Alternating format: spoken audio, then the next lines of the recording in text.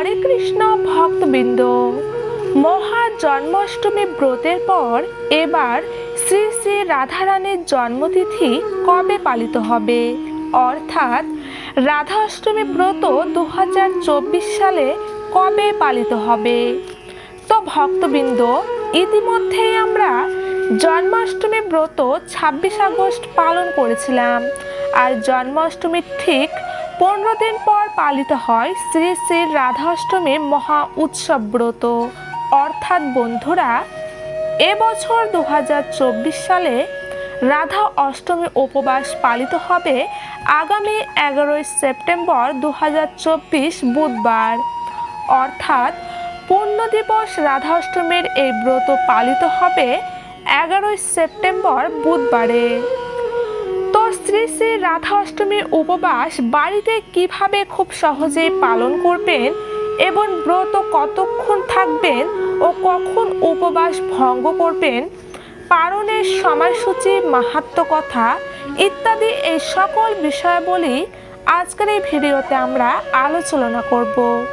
তো অবশ্যই আপনারা ভিডিওটি সম্পূর্ণ দেখতে থাকুন।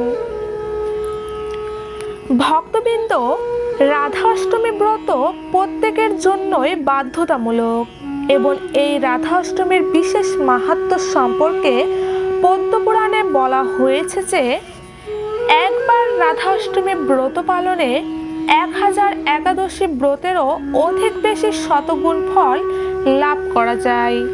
এছাড়াও পর্বত সমান সোনা দান করলে যে ফল লাভ হয় তারও 100 গুণ অধিক ফল লাভ হয় রাধা অষ্টমী ব্রত পালনে। গঙ্গা আদি সমস্ত পবিত্র তীর্থে স্নান করলে যে ফল লাভ হয় একমাত্র বিষ্ণু ভানু কন্যার রাধা অষ্টমীর ব্রত পালন করে সেই সকল ফল লাভ করা যায়। তাছাড়াও যে সকল মানুষ ভক্তি ভরে একবার মাত্র এই মহাপবিত্র শ্রী রাধা অষ্টমীর ব্রত পালন করে থাকেন, সেই সকল মানুষের কোটি জন্মের ব্রহ্মা হত্যাদি সমস্ত মহাপাপ তৎক্ষণাৎ বিনাশ হয়ে যাবে। এছাড়াও যদি কোনো পাপী ব্যক্তি অশ্রদ্ধায় বা অবহেলাতেও রাধা অষ্টমী ব্রত পালন করে, তাহলেও সেও সমস্ত পাপ থেকে মুক্ত হয়ে কোটি কুলসহ বিষ্ণুলোকে বিরাজ করবে। তো ভক্তবৃন্দ, অবশ্যই একবার কমেন্টে লিখুন জয় রাধে জয় রাধে। তবে যে সকল ব্যক্তি রাধা অষ্টমী ব্রত পালন না করবে তাদের শাস্তি হিসেবে পুরাণে বলা হয়েছে, যে সকল মূঢ়বুদ্ধি মানুষ রাধা অষ্টমী ব্রত পালন করে না বা করবে না, শতকোটি কল্পেও তারা নরক থেকে নিস্তার পাবে না। এছাড়াও যে সকল নারী রাধাকৃষ্ণের প্রতিকর সর্বপাপ হরণকারী এই রাধা অষ্টমী ব্রত পালন করে না, তারা নরকে গমন করবে এবং পৃথিবীতে তাদের জন্ম হলেও বিধবা হয়ে সারা জীবন অতিবাহিত করতে হবে। তাই কৃষ্ণ ভক্তবৃন্দ, এক কথায় আমাদের সকল মনুষ্য জীবকে এই রাধা অষ্টমী ব্রত যে কোনো অবস্থাতেই হোক না কেন অবশ্যই পালন করতে হবে। তো বন্ধুরা, এখন আমরা জেনে নেব আপনি নিজ গৃহে কিভাবে রাধা অষ্টমী ব্রত খুব সহজেই পালন করবেন। শ্রী রাধারানীর জন্ম মধ্যাহ্ন সময়ে হয়েছিল, তাই এই উপবাস সময় দুপুর 12টা পর্যন্ত। তো বন্ধুরা, অবশ্যই রাধা অষ্টমী ব্রতের আগের দিন সংযম পালন করবেন।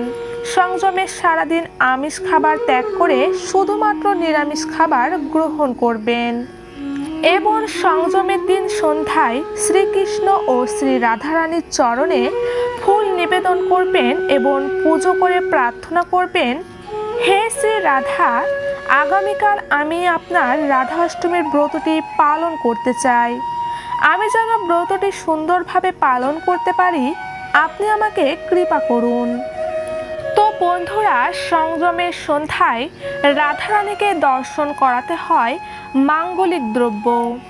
মাঙ্গলিক দ্রব্য যেমন পান, সুপারি, কলা পাতা, কলা, ধান দুব্বা, আম পাতা, শাড়ি, গামছা, ডাব বা সুগন্ধি ফুল ইত্যাদি, এগুলোর মধ্যে যে কোনো একটি জিনিস অবশ্যই রাধা অষ্টমী ব্রতের আগের দিন অর্থাৎ সংযমের দিন সন্ধ্যায় এগুলোর মধ্যে যে কোনো একটি জিনিস অবশ্যই রাধারানীকে দর্শন করাবেন।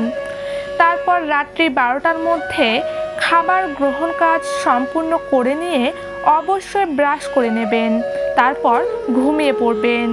এবার রাধা অষ্টমীর দিন অর্থাৎ রাধা অষ্টমী ব্রতের দিন সূর্যোদয়ের আগে ঘুম থেকে উঠে স্নান সেরে ধোয়া পরিষ্কার জামা পরে ভগবানের মঙ্গল আরতি করবেন।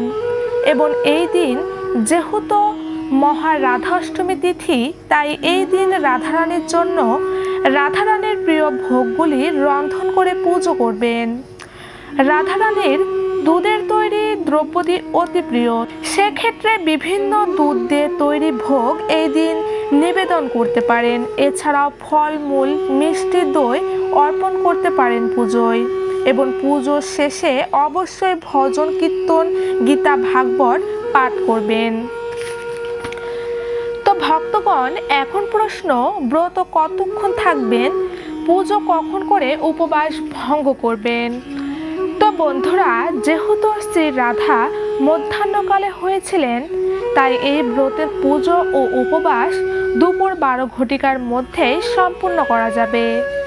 বুধবারে দুপুর 12 ঘটিকা পর্যন্ত নির্জলা উপবাস পালন করে রাধারানীর বিশেষ পুজো সম্পূর্ণ করে ব্রত উপবাস ভঙ্গ করা যাবে। দুপুর 12 ঘটিকার পর আপনারা পুজো করে অনুকল্প প্রসাদ বা অন্ন প্রসাদ ভোগও গ্রহণ করতে পারেন। আবার কেউ যদি চান আমি দুপুর 12টার সময় পুজো করে কিছুই গ্রহণ করব না, অর্থাৎ সারা দিন রাত্রি নির্জলা ব্রত থাকতে চান, তাহলেও সেটি আপনারা করতে পারেন। বন্ধুরা, এখানে ভবিষ্যৎ পুরাণে আবার স্পষ্ট করে বলা হয়েছে যে দুপুর পর্যন্ত উপবাস শাস্ত্রসম্মত নহে, অর্থাৎ কোনো শাস্ত্রেই এটি উল্লেখ নাই যে কোনো ব্রত দুপুর পর্যন্ত পালন। তবে অসমর্থের জন্য, অর্থাৎ যারা সারা দিন রাত্রি নির্জলা থাকতে পারবে না, তারা দুপুর 12টার পর অনুকল্প প্রসাদ খেতে পারেন। তবে এই রাধা অষ্টমীর ব্রত নিরাহার ব্রতই শ্রেষ্ঠ, অর্থাৎ সারা দিন রাত্রি নির্জলা ব্রত পালনেই শ্রেষ্ঠ। তবে যে সকল ভক্তরা নির্জলা থাকতে পারবে না, তারা পঞ্চ রবি শস্য বর্জন করে একাদশী ব্রতের মতো ব্রত পালন করতে পারবেন। শ্রী রাধার জয়ন্তী রাধা অষ্টমী তিথিতে রাধা এবং কৃষ্ণ উভয়েরই পূজা করা হয়। বিষ্ণু ভানুর কন্যা শ্রী রাধিকা মাতা লক্ষ্মীর রূপ। দাপর যুগে শ্রী লক্ষ্মী রাধারানীর রূপে জন্মগ্রহণ করেন, তাই শ্রী রাধা কৃষ্ণ ভল্লভা, তিনি হরিপ্রিয়া। যেমন লক্ষ্মীনারায়ণ তেমন রাধা কৃষ্ণ, তাই কৃষ্ণ ভক্তবৃন্দ শ্রী রাধার পূজা করিলে ধন সম্পদ ঐশ্বর্য সর্বসুখ প্রাপ্তি হয়। তো ভক্তবৃন্দ, যে রাধা অষ্টমী ব্রত পালনে এত মহিমা, এত পূর্ণ ফল, সেই রাধা অষ্টমী ব্রত আপনি দুপুর মধ্যাহ্ন পর্যন্ত পালন করবেন না সারা দিন রাত্রি নির্জলা ব্রত পালন করে পরদিন পালন করবেন, এখন সেটা আপনারাই ঠিক করুন। তবে শাস্ত্র সিদ্ধান্ত অনুযায়ী বন্ধুরা, আমি বলবো আপনারা সকলেই এই ব্রতটি অবশ্যই সারা দিন রাত্রি নির্জলা পালন করবেন এবং পরদিন পালন করবেন। তো ভক্তবৃন্দ, এবার রাধা অষ্টমী ব্রতের ঠিক পরদিন পালন করতে হবে, অর্থাৎ 12 সেপ্টেম্বর বৃহস্পতিবার পালন পালিত হবে। ভারত ও নবদ্বীপে পালন পালিত হবে ভোর 5টা 20 থেকে 9টা 25 মিনিটের মধ্যে। বাংলাদেশে পালন পালিত হবে 5টা 50 থেকে 9টা 30 মিনিটের মধ্যে। মথুরায় পালন পালিত হবে 6টা 12 থেকে 9টা 30 মিনিটের মধ্যে। আর বাকি সকল স্থানে সকাল 6টার পর থেকেই পালন করতে পারবেন। জয় রাধে, জয় রাধে, জয় রাধে। ভক্তবৃন্দ, ভিডিওটি ভালো লাগলে অবশ্যই লাইক, কমেন্ট, শেয়ার করে সকলকেই রাধা অষ্টমীর ব্রত পালনে উৎসাহিত করবেন। সকলে ভালো থাকবেন, সুস্থ থাকবেন।